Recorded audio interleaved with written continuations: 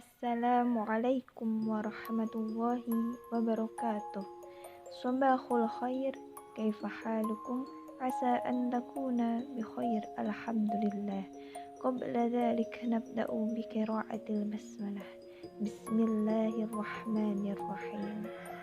Selanjutnya, saya akan memperkenalkan anggota dari kelompok 7, yaitu Nurul Hikmah Lutfiana NIM 127, Nailul Hidayah NIM 137, Umi Fatihatur Rahmaniyah NIM 144, dan yang terakhir ada Nurul Istiqlaliyah NIM 160. Selanjutnya, kelompok 7 akan membahas mengenai metode pengajaran kemampuan produktif bahasa yang memiliki 4 rumusan masalah.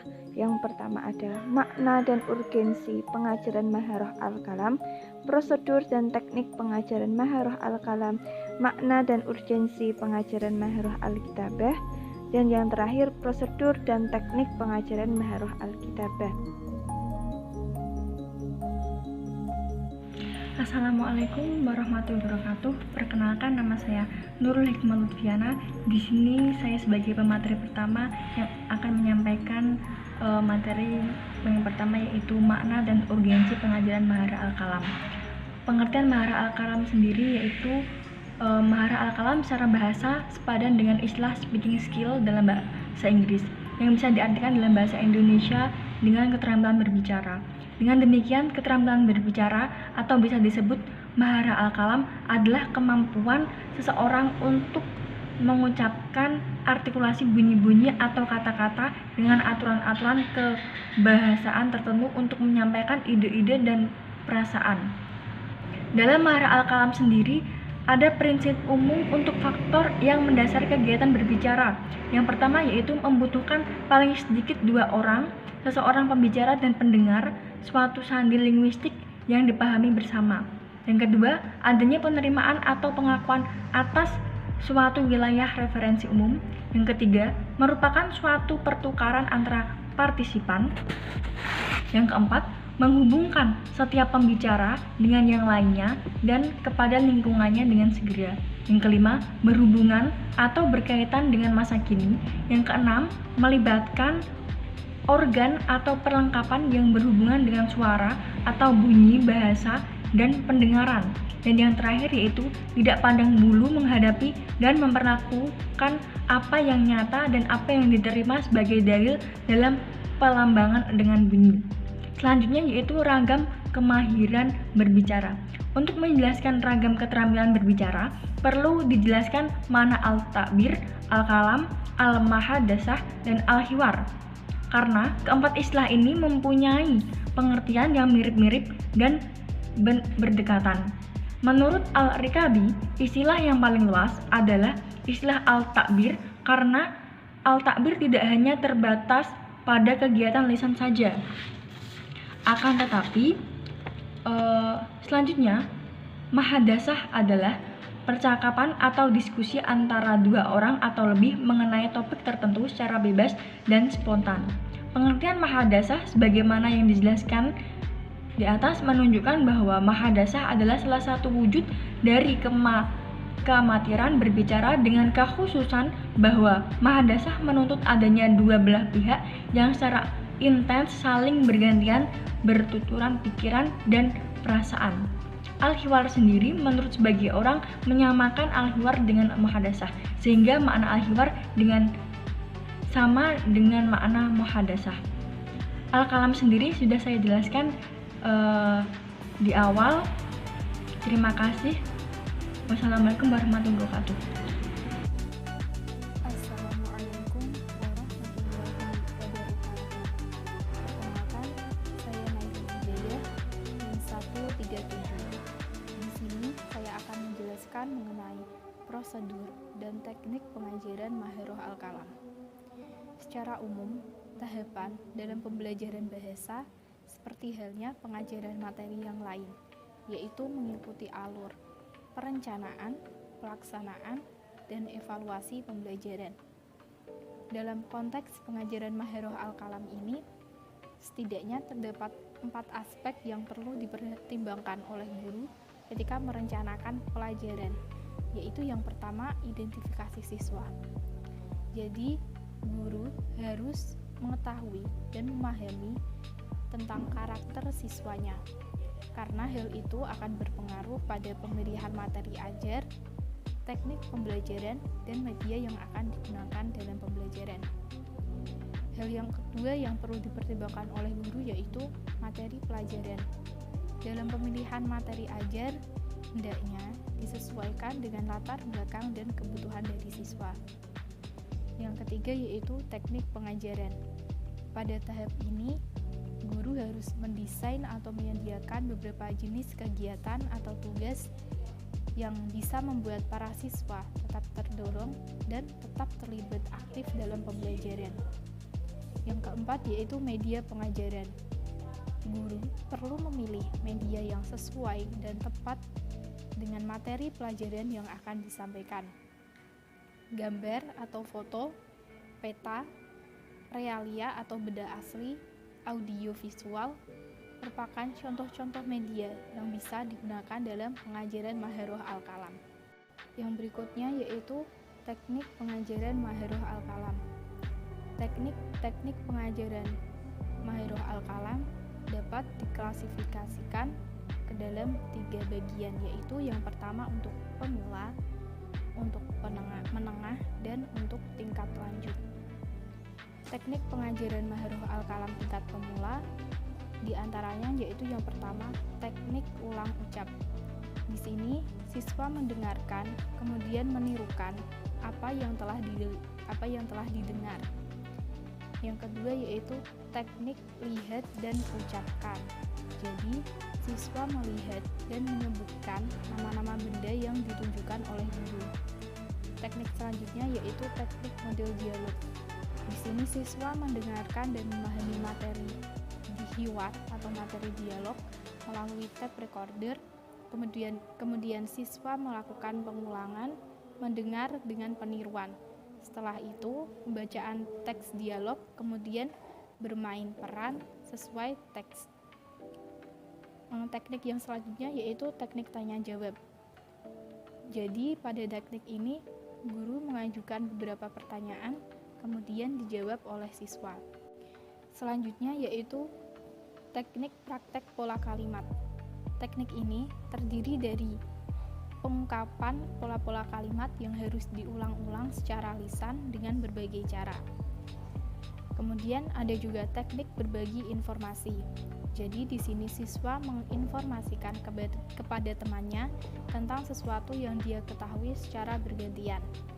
Selanjutnya yaitu teknik melengkapi kalimat. Siswa melengkapi kalimat yang telah disebutkan oleh guru. Teknik berikutnya yaitu teknik menjawab pertanyaan. Jadi, pada teknik ini siswa menjawab sejumlah pertanyaan yang diajukan oleh guru. Dan yang terakhir yaitu teknik bertanya. Di sini siswa dilatih untuk menyusun pertanyaan, kemudian ditanyakan. Selanjutnya yaitu teknik pengajaran Maharoh Al-Kalam tingkat menengah.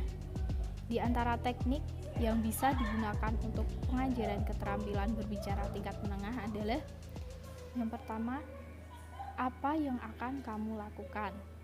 Jadi pada teknik ini, guru meminta siswa mengungkapkan apa yang akan dia lakukan jika dia melihat atau berada dalam sebuah situasi tertentu yang diberikan oleh guru.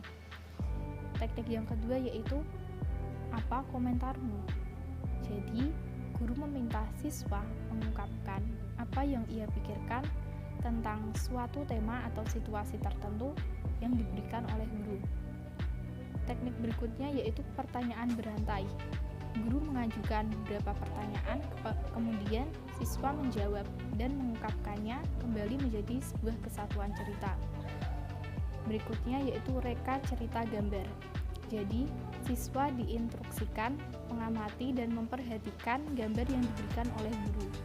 Hasil pengamatan itu kemudian diungkapkan secara lisan. Kemudian ada juga teknik bayangkan. Jadi di sini siswa diminta untuk membayangkan sesuatu hal, kemudian seorang teman mengajukan beberapa pertanyaan. Selanjutnya yaitu mendeskripsikan. Di sini siswa diminta untuk mendeskripsikan atau melukiskan suatu benda. Berikutnya membuat ikhtisar. Di sini siswa diminta untuk meringkas secara lisan apa yang telah mereka dengarkan. Ada juga pertanyaan menggali. Jenis pertanyaan ini sering digunakan dalam ujian lisan dalam mengukur sampai di mana kedalaman dan keluasaan pengetahuan peserta ujian atau siswa. Selanjutnya yaitu melanjutkan cerita. Jadi siswa diminta untuk melanjutkan cerita yang telah disampaikan oleh guru. Kemudian ada juga cerita berantai. Di sini guru menyusun suatu cerita, kemudian cerita itu dibaca dan dihafalkan oleh seorang siswa dan berlanjut kepada siswa lainnya. Pada siswa terakhir, ceritanya dibandingkan dengan teks asli cerita. Yang berikutnya yaitu menceritakan kembali. Jadi, siswa disuruh untuk menceritakan kembali isi bacaan yang telah dibacanya. Selanjutnya ada juga percakapan. Di sini siswa diminta melakukan percakapan baik dengan guru maupun dengan siswa lain dengan menggunakan bahasa Arab. Selanjutnya yaitu dramatisasi. Melalui teknik dramatisasi, siswa dilatih mengekspresikan perasaan dan pikirannya dalam bentuk bahasa lisan. Yang terakhir yaitu teknik bermain peran. Dalam teknik bermain peran ini, siswa bertindak, berlaku, dan berbahasa sesuai dengan peranan orang yang diperankannya. Yang terakhir, teknik pengajaran Maharoh Al-Kalam untuk tingkat lanjut. Di antara teknik pengajaran keterampilan berbicara yang dapat digunakan pada tingkatan ini adalah yang pertama mengarang lisan atau berpidato. Jadi siswa diminta untuk membuat karangan secara lisan. Selanjutnya yaitu teknik bercerita. Di sini siswa diminta untuk bercerita di depan kelas tanpa teks. Hal ini bertujuan untuk menambah dan mengembangkan keterampilan berbicara siswa. Yang berikutnya yaitu teknik menceritakan peristiwa atau pengalaman berkesan. Teknik ini digunakan untuk memotivasi siswa mengungkapkan pengalaman-pengalaman yang pernah dialaminya berkaitan dengan suatu topik pembahasan.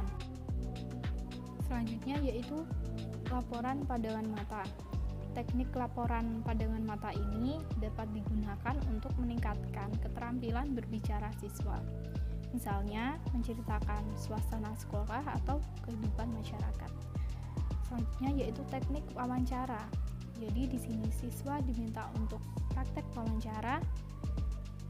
Wawancara ini dapat digunakan sebagai teknik pengajaran berbicara. Selanjutnya teknik diskusi. Di sini siswa diajukan suatu permasalahan, kemudian siswa diminta untuk mengajukan pendapatnya beserta alasannya. Berikutnya yaitu teknik memberi petunjuk. Di sini siswa diminta memberi petunjuk mengenai sesuatu hal, seperti menjelaskan arah, letak suatu tempat, cara mengerjakan sesuatu, dan sebagainya yang memerlukan keterampilan berbicara kualitas tinggi. Teknik yang terakhir yaitu debat dan berbicara bebas tentang suatu masalah yang diusulkan. Nah, itu tadi prosedur dan teknik dalam pengajaran Maharoh Al-Kalam. Assalamualaikum warahmatullahi wabarakatuh. Saya Umi Fatihatur Rahmaniyah, NIM 144, akan menjelaskan mengenai materi yang selanjutnya, yaitu makna dan urgensi pengajaran Maharoh Alkitabah. Maharoh Alkitabah sendiri merupakan bentuk masdar yang terdiri dari dua kata, yaitu Maharoh dan Alkitabah. Maharoh artinya keterampilan, Alkitabah artinya menulis. Jadi dapat dimaksudkan bahwa Maharoh Alkitabah adalah keterampilan dalam menulis. Menulis sendiri bukanlah sekedar menyusun tanda-tanda tulis yang menyatakan suatu bahasa yang diketahui oleh seseorang, namun juga merupakan penuangan buah pikiran melalui kalimat yang dirangkai secara utuh, lengkap, dan jelas, sehingga buah pikiran tersebut berhasil dikomunikasikan terhadap orang lain. Adapun hal-hal yang meliputi kegiatan tulis-menulis ini seperti menulis huruf sampai kepada menulis yang lebih kompleks. Maksudnya yang lebih kompleks itu melukiskan lambang-lambang grafis dan dapat berkembang menjadi kegiatan yang lebih kompleks berupa penuangan pikiran yang dikenal dengan mengarang. Mengarang ini merupakan salah satu bentuk keterampilan dalam menulis. Mengarang adalah kegiatan menyusun kata dalam kalimat secara benar dan sesuai dengan kaidah tata bahasa. Dengan demikian, dapat dimaksudkan bahwa maharah al-kitabah adalah kemampuan seseorang dalam mengolah lambang-lambang grafis menjadi kata-kata, lalu kata-kata menjadi kalimat yang efektif yang sesuai dengan kaidah bahasa yang berlaku, guna menyampaikan dan menginformasikan ide, buah pikiran, pendapat, pengalaman, sikap, perasaan, dan emosi kepada orang lain. Selanjutnya yaitu ragam kemahiran dalam menulis. Ragam kemahiran menulis ini yang pertama ada kemampuan menulis mekanis dan kemampuan mengolah nalar. Kemampuan mekanis dalam menulis yaitu seperti yang berkaitan dengan bentuk baku bahan tulisan seperti penulisan tanda baca, penulisan bentuk huruf yang bisa ditulis bersambung, huruf-huruf yang hanya bisa disambung dengan huruf sebelumnya dan tidak bisa disambung dengan huruf sesudahnya, serta penulisan harokat atau syakal di atas seperti fathah, di bawah kasrah atau di akhir huruf, penulisan hamzah qotok dan hamzah wasol dan sebagainya. Untuk kemampuan mengolah nalar yaitu kemampuan yang berkaitan dengan penggunaan bahasa, yaitu kemampuan untuk menulis yang benar dengan kalimat yang baik sesuai dengan situasi kondisi, termasuk di dalamnya penggunaan mufradat, idiom, idgham, nahwu dan tarkib. Yang kedua ada pengungkapan isi. Pengungkapan isi ini merupakan kemampuan berpikir secara kreatif dan mampu menyusun ide atau pikiran dengan tepat dan relevan dengan topik yang ada. Yang ketiga ada keterampilan gaya bahasa, yaitu kemampuan memanipulasi kalimat atau paragraf serta menggunakan bahasa secara efektif. Yang keempat ada keterampilan menilai atau evaluasi, yang itu kemampuan untuk menulis materi-materi yang sesuai untuk tujuan khusus dan sesuai dengan pemikiran pembaca dengan menyeleksi informasi yang relevan. Begitu juga dengan kemampuan memilih bentuk yang sesuai untuk menuntaskan sebuah tulisan. Yang kelima, yang terakhir ada kemampuan mengorganisasi, yaitu mampu mengungkapkan atau mengorganisasikan dan menyusun pokok pikiran dengan lancar, jelas, dan apik, serta logis. Yang kedua ada menulis huruf kata, kalimat, alenia, dan wacana. Dilihat dari wujud lahir produk tulisan atau lambang-lambang tulisan yang dibuat oleh siswa, maka keterampilan menulis itu dapat diurutkan dari yang paling mudah sampai yang paling sulit, yaitu menulis huruf, kemudian menulis kata-kata, lalu kalimat, kemudian menjadi paragraf, selanjutnya menulis wacana. Yang ketiga ada menulis reproduktif, reseptif, produktif, dan produktif. Yang ketiga ada menulis reproduktif, refresif, produktif, dan produktif. Kemampuan reproduktif maksudnya kemampuan memproduksi ulang kegiatan yang dilakukan. Dalam kemampuan ini ialah siswa menyalin tulisan atau teks dari buku tertentu atau dari tulisan di papan tulis. Kegiatan ini bertujuan untuk agar itu siswa terbiasa dengan menulis kata-kata dalam bahasa asing, karena setiap bahasa itu mempunyai sistem penulisan yang berbeda dengan bahasa lain, lebih-lebih bahasa Arab yang mempunyai huruf berlainan dengan huruf Latin. Selanjutnya yaitu kemampuan reseptif produktif. Kemampuan reseptif produktif, kegiatan ini dilakukan dengan memberikan teks tertulis yang dibaca sendiri atau yang diperdengarkan melalui kaset. Kemudian mereka diminta untuk mereproduksi atau menceritakan kembali teks tersebut secara keseluruhan atau sebagian intinya saja. Yang terakhir yaitu produktif. Tahap ini merupakan tahap pengembangan kemampuan siswa, yang siswa itu harus menulis secara bebas berdasarkan tema yang diberikan dengan penentuan beberapa kata kunci. Yang keempat ada menyalin, dikte, mengarang terprogram, dan mengarang bebas. Kemahiran menulis yang keempat ini dilakukan dengan cara mengurutkan yang paling sederhana sampai kepada yang paling kompleks, yaitu diawali dengan kemampuan menulis huruf-huruf dari huruf tunggal sampai membentuk sebuah kata, kemudian menyalin, mulai dari menyalin huruf sampai alinea, paragraf dari buku atau sumber lain, kemudian mampu menulis dengan didikte, baik dikte huruf-huruf, kata-kata, kalimat, maupun paragraf. Selanjutnya akan berkembang menjadi kemampuan menulis atau mengarang terprogram, yaitu atau bisa disebut kitabah muqayyadah. Dan yang terakhir mampu menuangkan gagasan pikirannya sendiri terhadap bentuk karangan bebas. Tujuan dari ragam yang keempat ini yaitu agar seseorang membuat tulisan dapat mengungkapkan fakta-fakta, perasaan, sikap, serta isi pikiran secara jelas dan efektif agar pembaca itu dapat menghayati tulisan sesuai dengan gagasan yang ada dalam pikiran seorang penulis ini, dan agar yang disampaikan itu dapat bermakna. Selanjutnya saya akan menjelaskan mengenai materi dan orientasi dari mengarang.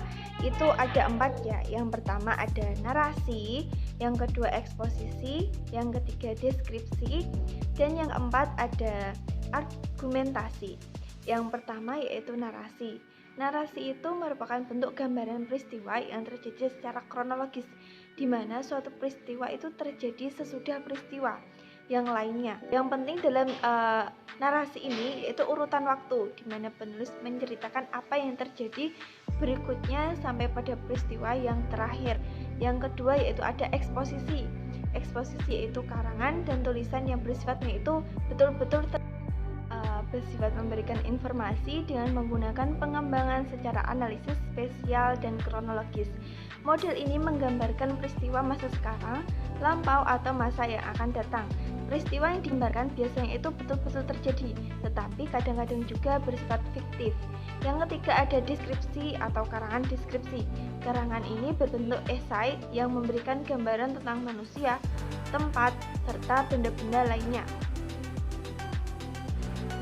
Yang keempat ada argumentasi. Argumentasi merupakan bentuk karangan yang bersifat pengungkapan gagasan-gagasan yang umum dan mengandung analisis tentang fakta yang lebih luas. Lebih dari itu, penulis juga harus mengungkapkan fakta, menyusun, membandingkan, menghubungkan, kemudian menyimpulkan. Terima kasih. Sebelum menginjak ke materi yang terakhir, perkenalkan nama saya Nurul Istiqlaliyah NIM 160. Nah, di sini saya akan menjelaskan tentang prosedur dan teknik pengajaran Alkitobah. Prosedur dan teknik pengajaran Alkitobah ini dibagi menjadi 6. Yang pertama yaitu keterampilan sebelum menulis huruf. Nah, pada tahap ini siswa dilatih cara memegang pena dan meletakkan buku di depannya. Demikian juga mereka harus belajar memantapkan cara menggaris seperti kemiringannya, cara memulai, dan juga cara mengakhiri. Kemudian yang kedua yaitu pengajaran menulis huruf. Nah, setelah siswa tadi berlatih membuat garis-garis, selanjutnya mereka belajar menulis huruf. Pada tahap ini ada beberapa langkah yang harus diperhatikan. Yang pertama, mulai dengan berlatih menulis huruf-huruf secara terpisah sebelum mereka berlatih menulis huruf sambung. Kemudian selanjutnya yaitu menulis huruf secara tertib sesuai dengan urutan dalam abjad.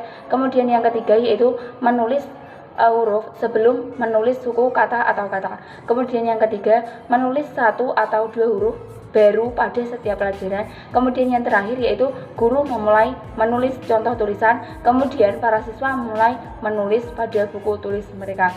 Kemudian yang ketiga yaitu pengajaran menyalin atau nas. Setelah para siswa selesai berlatih menulis huruf, baik yang bersambung maupun yang terpisah, sebaiknya siswa diminta untuk menyalin pelajaran membaca yang mereka pelajari. Walaupun mungkin menyalin bukan merupakan materi yang aneh bagi mereka yang khusus mendalami bidang tulis indah, akan tetapi bagaimanapun hal tersebut mempunyai beberapa manfaat. Yang pertama, menyalin merupakan latihan tambahan bagi para siswa dalam menulis huruf-huruf dengan tangan. Kemudian selanjutnya, menyalin dapat menumbuhkan keterampilan menggunakan ejaan yang benar. Kemudian menyalin dapat melatih para siswa menggunakan tanda baca dengan benar. Kemudian selanjutnya, yang terakhir yaitu menyalin dapat memantapkan penguasaan materi pelajaran yang telah dipelajarinya berupa kosakata dan juga pola-pola kalimat. Kemudian yang keempat yaitu pengajaran dikte atau imla. Nah, dikte atau imla ini adalah kategori menulis yang menekankan rupa atau postur huruf dalam membentuk kata-kata atau kalimat. Menurut definisi Mahmud Ma'ruf, imla adalah menuliskan huruf-huruf sesuai posisinya dengan benar dalam kata-kata untuk menjaga terjadinya kesalahan makna. Nah, kegiatan imla ini dapat dilakukan dengan beberapa langkah yang sudah dijelaskan dalam makalah. Kemudian yang kelima yaitu pengajaran menulis terstruktur atau insya muwajjah. Nah, setelah para siswa mempelajari menulis huruf-huruf, menyalin dan juga dikte, mereka mulai belajar kitabah muqayyadah, yaitu menulis terstruktur, yang dinamai juga dengan kitabah muwajjah. Jenis menulis ini diberikan terlebih dahulu sebelum menulis bebas. Kemudian yang terakhir yaitu pengajaran menulis bebas atau insya'hur. Nah, menulis bebas ini merupakan tahap terakhir dari perkembangan keterampilan menulis. Para siswa mesti diajarkan keterampilan menulis bebas secara otomatis. Untuk mengajarkan siswa dalam keterampilan menulis bebas ini harus memperhatikan beberapa langkah. Yang pertama yaitu persiapan menulis, kemudian praktek menulis, dan yang terakhir yaitu mengoreksi tulisan bebas. Nah, selain kemampuan menulis di atas, ada beberapa alternatif pengajaran Maharul Al-Kitabah secara umum, yaitu yang pertama ada memperkenalkan karangan, yang kedua meniru model, selanjutnya karangan bersama, kemudian yang keempat menyusun kembali karangan, yang kelima menyelesaikan cerita, yang keenam menjawab pertanyaan, selanjutnya meringkas isi bacaan, kemudian reka cerita gambar, yang kesembilan memerikan, yang ke-10 mengembangkan kata kunci, selanjutnya yaitu mengembangkan kalimat topik, yang ke-12 mengembangkan judul, kemudian mengembangkan kata-kata mutiara, yang ke-14 menulis surat, yang ke-15 menyusun dialog, dan yang ke-16 menyusun wacana. Sekian dari kelompok kami, kurang lebihnya mohon maaf. Wallahu muwaffiq ila aqwamit thoriq. Wassalamualaikum warahmatullahi wabarakatuh.